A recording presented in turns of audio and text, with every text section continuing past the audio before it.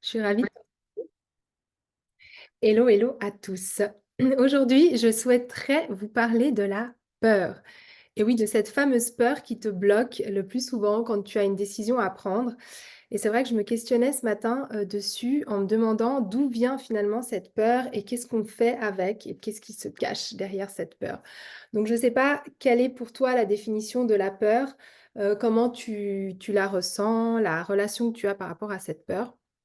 Ce qui est bizarre, c'est qu'on ressent de la peur alors qu'on est dans un monde qui n'a jamais été aussi sécure. En tout cas, là, je parle depuis Genève, depuis mon appartement qui est dans une résidence. Enfin voilà, je veux dire, on n'a pas de soucis de danger comme à l'époque où on pouvait avoir un lion qui nous coursait ou voilà, en temps de guerre, où on avait ces soucis, même si malheureusement, bien sûr, ça se passe encore dans le monde. Mais ce que je veux dire, c'est que la plupart des peurs que l'on a, vous et moi, sont complètement infondées. Et c'est vrai que ça nécessite quand même de se positionner et de se poser cette question de pourquoi est-ce que je ressens sans arrêt en fait de la peur quand je veux aller vers quelque chose qui me tient à cœur ou un objectif, etc. Et je pense que la chose qu'il faut se dire, c'est que vraiment la peur, finalement derrière cette peur, il y a une envie. Il y a une envie d'aller accéder à quelque chose qui est précieux pour toi. Il y a une envie d'atteindre un objectif que tu t'es fixé, mais il y a aussi la peur de l'échec. C'est-à-dire que si je me lance, eh bien, j'ouvre aussi la possibilité à l'échec, alors que si je fais rien, imagine, tu veux perdre du poids, si je me lance dans ce programme-là, bah, peut-être que je vais réussir ou peut-être que je vais échouer. Et si j'échoue, eh ben, c'est me mettre encore en mal-être face à moi-même parce que ça veut dire que ça aura été de ma faute et que c'est moi qui n'ai pas été en mesure d'y arriver. Et du coup, ta façon, ta vision de la peur peut complètement changer si tu es bah, attentive à ça, parce que tu vas remarquer que finalement, la peur n'a vraiment pas de fondement et qu'au lieu de déterminer en fait ce qui va provenir de cette peur, eh bien, tu as la possibilité d'analyser et de prendre le contre-pied. C'est-à-dire que si je me pose et que je me dis, OK, bon là, tu as peur de ça, tu as peur de te mettre au régime. Qu'est-ce qu'il y a derrière cette peur? Ben, il y a la peur d'avoir faim. Il y a la peur de ne plus pouvoir manger à volonté. Il y a la peur de ne pas pouvoir peut-être profiter de certains moments de réconfort parce que bah, quand je me prenais une barre de chocolat l'après-midi, c'était réconfortant. Il y a la peur du regard des autres. Il y a la peur de ne pas y arriver. Il y a la peur de voir mon corps changer. En fait, il y a une pétée de choses que tu imagines et tu ne sais même pas si ça va arriver ou pas, puisque tu n'es même pas dans l'action d'essayer de commencer à atteindre ton objectif de manière en tout cas vraiment pleinement établie. Donc, déjà, être consciente de ça et de se dire, OK, cette peur, je vais l'analyser. Est-ce que cette peur, elle est réelle ou est-ce qu'elle est juste construite par rapport à des suppositions qui n'ont absolument pas de fondement, sauf que c'est une multiple possibilité comme on en trouve plein dans l'univers. Donc ça, c'est déjà très important. Et après, l'idée, c'est aussi de pouvoir vraiment te recentrer par rapport à l'opposé de ta peur. C'est-à-dire, OK, qu'est-ce qu'il y a en face de la peur? En face de la peur, il y a l'amour. En face de la peur, il y a le calme. En face de la peur, il y a la confiance. En face de la peur, il y a l'acceptation de, de recevoir ce que je mérite. Il y a tout ça aussi en face de la peur. Et finalement, qu'est-ce que je choisis? Est-ce que je choisis la peur ou est-ce que je choisis son opposé et tout ce que ça pourrait m'apporter de ne pas justement respecter cette peur parce que cette peur, elle est juste là pour te dire, tu sors de ta zone de confort, tu vas vers du nouveau, tu vas vers de l'inconnu. Et qui dit inconnu dit multiples possibilités. Et souviens-toi, ton cerveau, au lieu de voir la plupart du temps le plus dans des situations où tu n'as vraiment pas eu encore de réussite et de grande emprise, eh bien, il va voir le danger parce que pour lui, c'est toujours plus important de te faire de te rendre attentive au danger que d'être là, oui, tout va bien se passer, t'inquiète pas, quitte ton job, comme je l'ai posté ce matin, tu deviens entrepreneur, tu quittes ton travail, il n'y a aucun souci, oh, perds du poids, tu verras, ça va être tout facile. Non, lui, il va te montrer en fait quelles sont les difficultés. Il va te mettre face à ce qui pourrait arriver de pire. de pire. En amour, c'est pareil. Si tu as peur de t'engager dans une relation, bah, c'est certainement parce que derrière cette relation, tu as peur d'être déçu. Mais en fait, si tu n'y vas pas, si tu prends pas la décision, par exemple, de rentrer dans un programme pour perdre du poids ou de te dire: «Allez, maintenant, je fais attention à ma santé, j'ai eu des mauvaises, analyses sanguines, je vois que je grossis et là, il faut vraiment que je fasse quelque chose.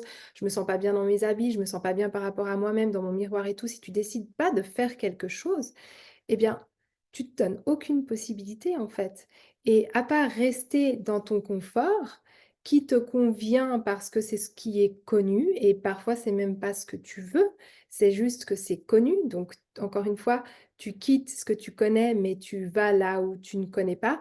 Eh bien, tant que tu es pas capable de d'avoir, cette possibilité d'agrandir ta zone de confort et de te rassurer, eh bien, tu vas rester dans des choses qui vont à long terme, t'apporter des regrets. La plupart du temps, ça nous apporte des regrets parce que finalement, on se dit: «Bah, j'aurais dû tenter. J'aurais dû, voilà, l'année dernière, si j'avais fait mon régime et ben, cette année, j'aurais peut-être pas, ce souci-là ou j'aurais pas pris encore plus de kilos» ou tu vois? Donc c'est vraiment de se dire finalement: «Je pèse les 2. OK, j'ai cette peur, mais j'ai aussi toutes les possibilités en face de la peur et puis qu'est-ce que je risque au final d'essayer? Est-ce que je vais pas apprendre dans le processus? En plus de ça, le résultat, c'est lequel? Le résultat, est-ce que c'est que perdre du poids ou est-ce que c'est mieux apprendre à me connaître? Est-ce que c'est, oser m'engager dans un développement de moi-même, oser, aller chercher une autre limite? Et est-ce que mes regrets ne seraient pas moins grands là-dedans? C'est vraiment ça qu'il faut que tu vois aujourd'hui et moi je suis de plus en plus convaincue que si on se bloque avant d'avoir fait les choses, eh bien, c'est dommage pour toi parce que tu vas finir avec des regrets alors que les possibilités sont là. Et oui, bien sûr que le pire est toujours possible, bien évidemment, mais il y a peut-être quelque chose entre l'idéal et le pire. Il y a peut-être un chemin, quelque chose d'intéressant que tu vas pouvoir expérimenter et dont tu vas pouvoir tirer profit. Encore une fois, c'est une manière de voir les choses, c'est un angle de vue. Et souvent, on est figé sur euh, certaines choses et c'est dommage parce que ça vous empêche en fait votre angle de vue. C'est comme si vous aviez un gros poteau devant vous et vous êtes là, vous regardez puis vous me dites: «Mais Waïda, moi je vois le grand poteau devant moi», puis je suis là: «Non mais attends, tu as juste en fait à te décaler un petit peu puis tu l'as plus le grand poteau devant toi». Donc des fois c'est juste se décaler de quelques centimètres et et voilà et la vision elle devient plus claire parce que tu ne t'empêches plus d'être dans la possibilité. Donc moi je serais curieuse de savoir ce que tu penses de ça, ce que ça t'inspire. Je déborde toujours un peu parce que je te parle d'alimentation, mais bien évidemment que c'est pareil pour tous les domaines de ta vie. Ce matin, je parlais dans l'un de mes posts d'entrepreneuriat. Bah voilà, forcément, cette peur, elle est là. Cette peur, elle est là quand tu dépends que de toi-même et que de ton, de ton activité. Quand tu vas faire un enfant, c'est la même chose. Le premier enfant, bah forcément, ça t'apporte de l'insécurité, de la peur. Est-ce que je vais être un bon parent?